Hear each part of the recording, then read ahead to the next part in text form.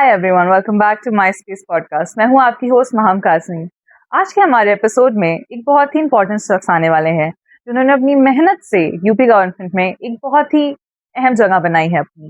उन्होंने दिन रात मेहनत करके गरीब किसानों से बात करी, उनके मसले सुलझाए। और वो कोई और नहीं, श्री कपिल देव अग्रवाल जी हैं। वो पिछले 12 साल से विधायक रहे हैं और पिछले 10 साल से यूपी गवर्नमेंट में मंत्री रहे हैं स्किल डेवलपमेंट की। चलिए उनसे बात करने चलते हैं। Welcome sir. तो आप बहुत सालों से पॉलिटिक्स में हैं और आपने इतने बढ़िया काम करा है, तो आपने पॉलिटिक्स हमेशा से आप पॉलिटिक्स में आना चाहते थे? आपकी जर्नी शुरू कैसे हुई? ऐसा नहीं होता।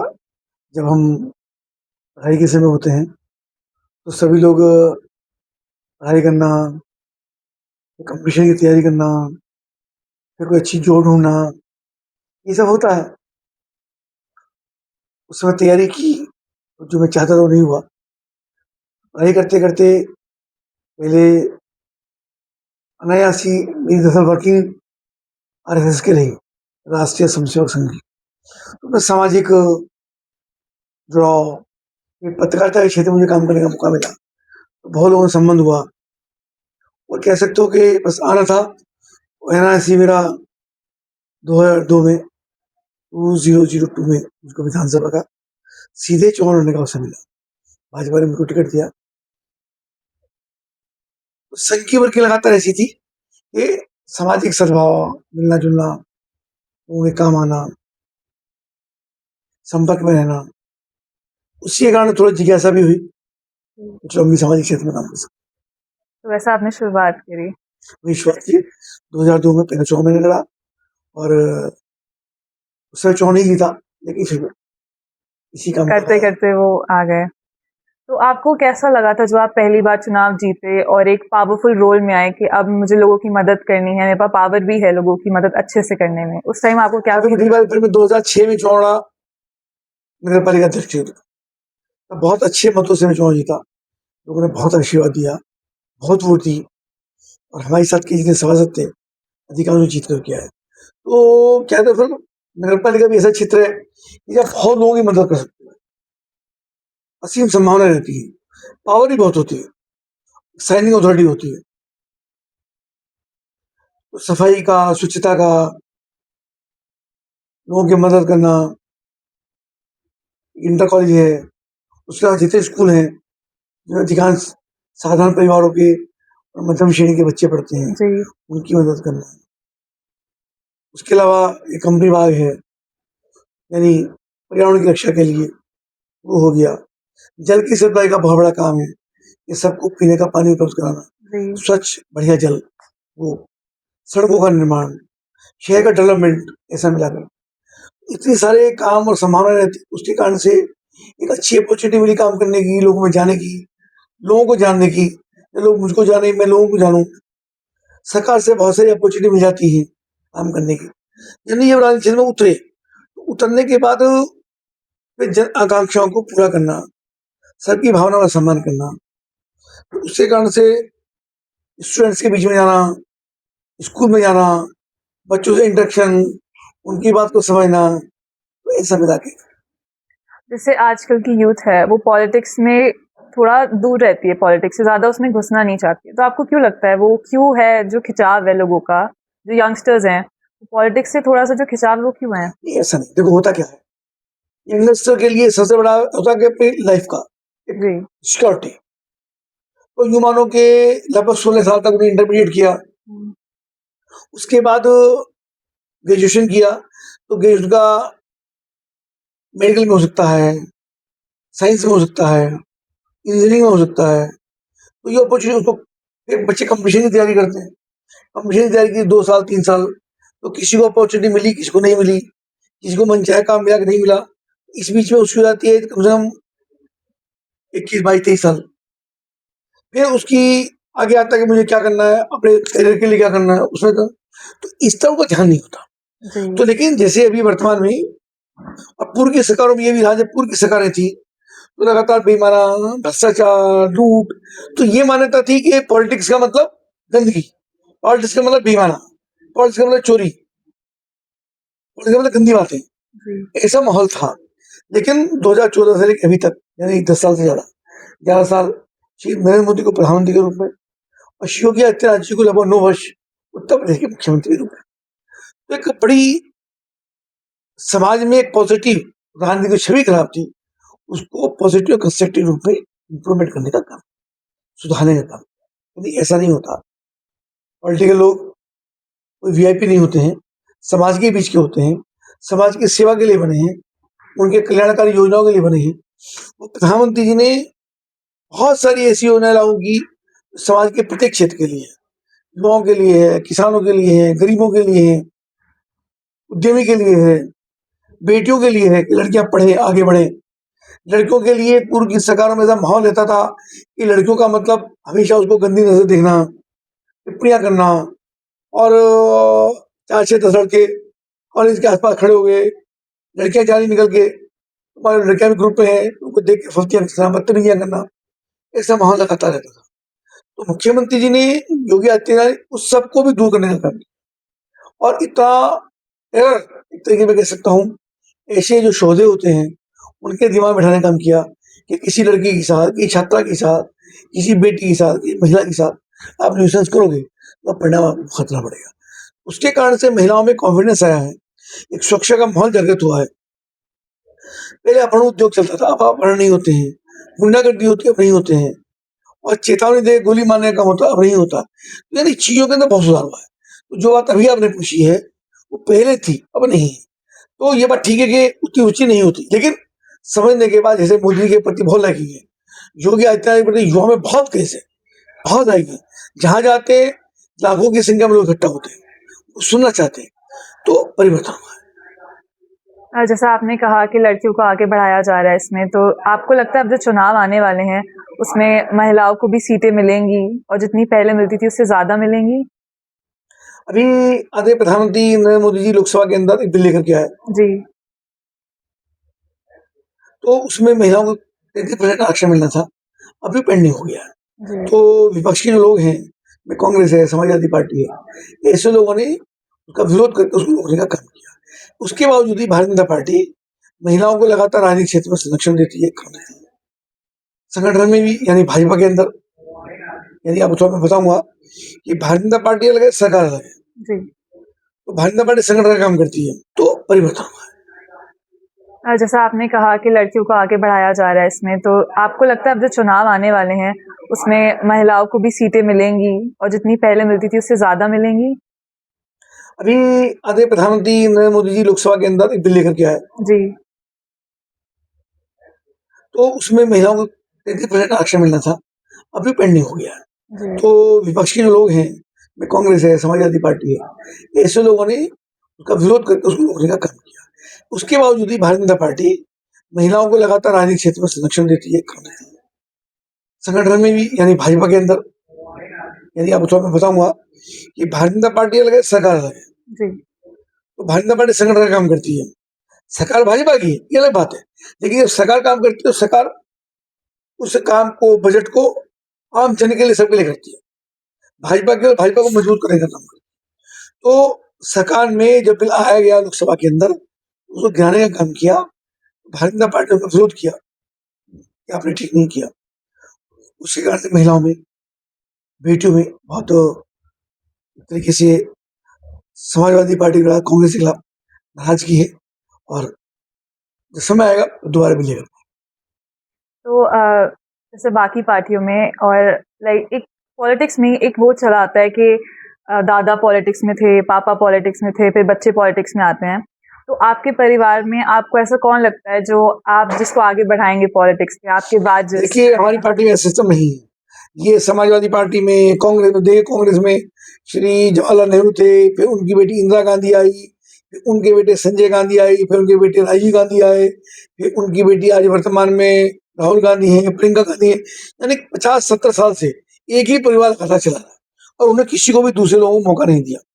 इस बीच में सोनिया गांधी रही, और ऐसे ही समाजवादी पार्टी में श्री मुलायम सिंह यादव, उनके बाद फिर अखिलेश यादव, डिम्पल यादव, धर्मेंद्र यादव और शिवपाल यादव, यानी परिवार के लोगों का ही कब्जा पार्टी के ऊपर है।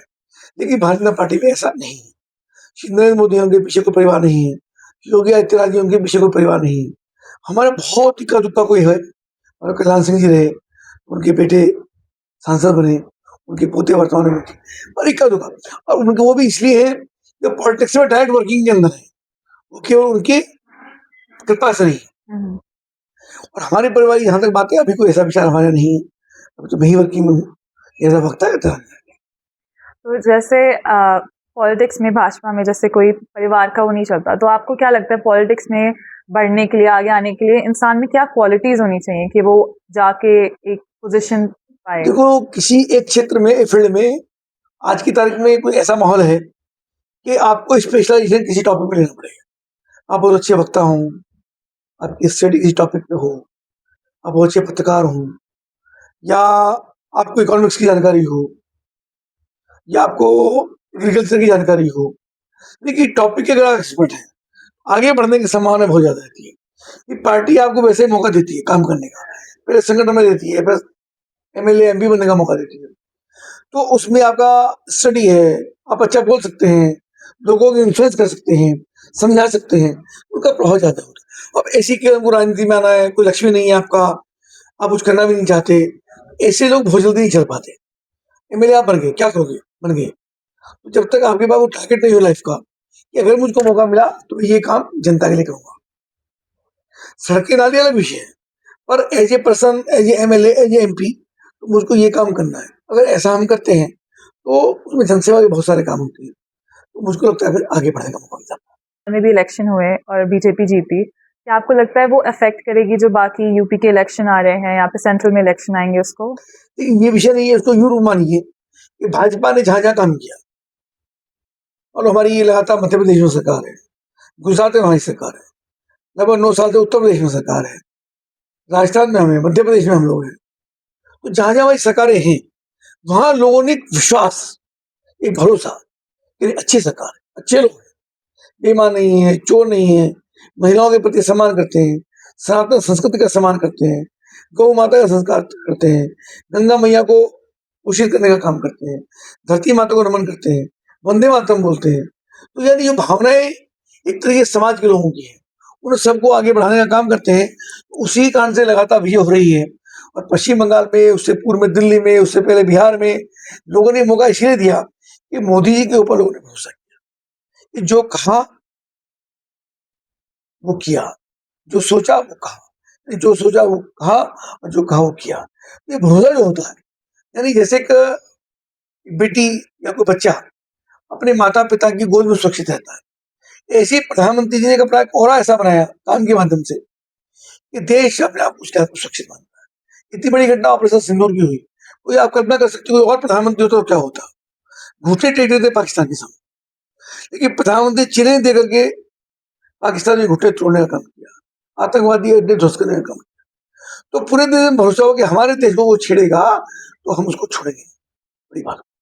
जी, ये तो हो गई पॉलिटिक्स की बात। अब पॉलिटिक्स से अगर हटें हम, तो आप पर्सनल लाइफ में कैसे हैं? क्या आप, जो आप लोग आपके पास हैं, आपका परिवार है, वो आपको जानता है, तो वो कैसे जानता है आप क्या है अपनी पर्सनल? और कपिल देव अग्रवाल एक एमएलए को छोड़ के असलियत में आप क्या हैं? ये मेरा बिजनेस है, हमारी एडवर्टाइजिंग कंपनी है, उतना नहीं देता उस समय, लेकिन समय उसको भी मैं देता हूँ। और पत्नी है, बच्चे हैं, तो उनकी पढ़ाई भी एक ही चल रही है, 2 बच्चों की शादी हो गई, और भाई हैं, बहन है, परिवार है, रिश्तेदार हैं, मित्र हैं, ठीक चल रहा है। सबके दुख सुख में शामिल होते हैं, जहाँ जरूरत पड़ती है वहाँ जाते हैं, और आवश्यकता पड़ती सेवा भी देते हैं। और अब परिवार भी थोड़ा हैबिचुअल हो गया है, उनको पता है हमारे लखनऊ में जाना है, 2 दिन 3 दिन लगते हैं, उनको पता है कि मुझे जाना है, और उनका काम होता है तो उसे मदद करते हैं, और ठीक है। तो आपकी पॉलिटिकल लाइफ जो है वो आपकी पर्सनल लाइफ को थोड़ा डिस्टर्ब करती है, या फिर तो वो तो होता ही है, जनता के प्रति जवाबदेही है, तो लोग 6 बजे फोन करते हैं, 7 बजे फोन करते हैं, रात को 11-12 बजे फोन करते हैं, तो पर्सनल लाइफ को छोड़ कर आना पड़ता है, बात सुननी पड़ती है, रात को मदद करनी पड़ती है, कॉल अटेंड करनी पड़ती है, तो वो हमारी जिम्मेदारी है, ठीक है ना। सब उसको जिम्मेदारी के रूप में मानते हैं तो बोझ नहीं लगता है। अगर जिम्मेदारी नहीं मानने लगे, आज क्या हो गया, क्यों लोग रात को आ गए, क्यों सुबह सुबह परेशान करने के लिए आ गए, नहीं आना चाहिए था, तो फिर बोझ बन जाता है। तो सहज रूप से उनकी सेवा करना, ये ईश्वर ने हमको, मैं ये मानता हूँ ईश्वर ने हमको ये मौका दिया अब इतने लाख लोग मुजफ्फर में रहते हैं हम लोग, मेरी कॉन्स्टिट्यूंसी में हम 7-8 लाख लोग सब मिलाकर, तो उन सब के बीच में अकेला मुझको मौका मिला, सौभाग्य है। प्रदेश भर के लोग आते हैं, जिले भर के लोग आते हैं, समस्या लेकर आते हैं, बहुत सारे लोग रोते हुए आते हैं, इतनी इतनी परेशानी होती है कि मैं आपको बता नहीं सकता। उनकी कोई मदद हम कर पाते हैं तो अच्छा। तो इसी के साथ हम जब एंड पे आते हैं तो एक आखिरी सवाल आपके लिए, अगर आप अपने जो यूथ है नहीं उसको कुछ एडवाइस देना चाहें कि वो कैसे अपना जीवन बिताएं या फिर उनके लिए कुछ थोड़े सा। ठीक क्वेश्चन आपने पूछा है। देखिए, आपको भी भरोसेमंद होना पड़ेगा। सबसे पहले अपने ऊपर भरोसा, यानी मैं काम ठीक कर रहा हूँ। हम क्या करते हैं, जो गलत काम करते हैं लगता है हमको देख लिया, कुछ भी किया, आपने कोई अफेयर किससे क्या किया, आपने पढ़ाई छोड़ दी, आपने स्कूल से बंक मार दिया, आपने ट्यूशन छोड़ दिया, क्लास छोड़ दी, या दोस्तों टहलने चले गए, या कि लड़के से लड़की से आपने चैटिंग करना शुरू कर लिया, तो होता क्या लगता है वो कुछ देख नहीं रहा। वो बात तो बात की, आपने खुद से धोखा किया, और अगर आपने खुद से धोखा किया यानी रॉन्ग ट्रैक पे अगर आप चले जाते हो तो आने वाले टाइम में सबसे बड़ा धोखा फिर आप ही के साथ होने वाला है। जब आपको एहसास हुआ तब आप बोला नहीं मैं तो गलती पे था, तब तो वो टाइम निकल चुकेगा। तो मुझको लगता है कि अपने ऊपर भरोसा, मैं ठीक और रॉन्ग ट्रैक पर नहीं हूँ, पॉजिटिव ट्रैक पे हूँ, एक बात। तो उसके बाद माता पिता का भरोसा आता है। माता पिता कितना भरोसा बच्चों पे करते हैं, लड़कियों पे करते हैं, बेटे पे करते हैं कि हमारे बच्चे बिल्कुल ठीक है। फिर गड़बड़ को होता है, लड़का लड़के ही होते हैं, वो भी किसी किसी के बच्चे अच्छे बहुत सारे होते हैं, पर उनकी बात करते हो जो गड़बड़ होते हैं। तो माता पिता तब पता लगता है जब रास्ता काफी सारा खराब हो चुका है। बेटियों से कहना चाहूंगा, किसी के ऊपर भी आंख बीच के भरोसा मत करो। जिनके साथ आप ऑफर करते हो, अपॉर्चुनिटी जिनको देते हो, मौका देते हो दोस्ती करने का, चैटिंग करने का, उनमें से अधिकांश लोग धोखा देते हैं। तो ये भरोसा अपने ऊपर करके अपना करियर बनाना, क्या के समय राष्ट्रभक्ति बहुत जरूरी है, देश के प्रति आपका सभी ये प्रेम, और किसी बहुत ज्यादा गुलामी और चमचागिरी करने की आवश्यकता नहीं है। पढ़ करके आप बहुत आगे बढ़ सकते हो, अपार अपॉर्चुनिटी है देश के अंदर काम करने की। तो अगर आप आगे बढ़ेंगे, आत्मविश्वास, परिश्रम, यही सफलता है कुंजी। Thank you so much sir, आपने हमारे लिए किया। बहुत अच्छा लगा आपसे मिलकर, और आपको भी शुभकामनाएं हैं, आप आगे बढ़िए। और मैं आपके माध्यम से चाहूंगा कि किसी भी इस पे आपके यूट्यूब पर सुनने वाला कोई भी स्टूडेंट, कोई गार्जियन अगर मेरा कोई काम बताएगा तो उसके तक पर अधिकार पूर्वक आप मुझे बता सकते। थैंक यू सो मच, धन्यवाद। Well, that was a conversation. कितना कुछ सीखने को मिला, कितनी चीजें समझ में आई और कितना दिमाग खुला गवर्नमेंट को लेके, पॉलिटिक्स को लेकर। और ही ऐसी कॉन्वर्सेशंस के लिए डोंट फॉरगेट टू सब्सक्राइब, और हमें लाइक करें, शेयर करें, और हमें कमेंट करके बताएं आपको हमारी पॉडकास्ट कैसे लगा। और आप चाहते हैं कि हम किसी और को लाएं आपकी पसंद के, तो डिस्क्रिप्शन में एक फॉर्म दिया गया है, उसे जरूर भरें। Thank you so much, see you in the next one.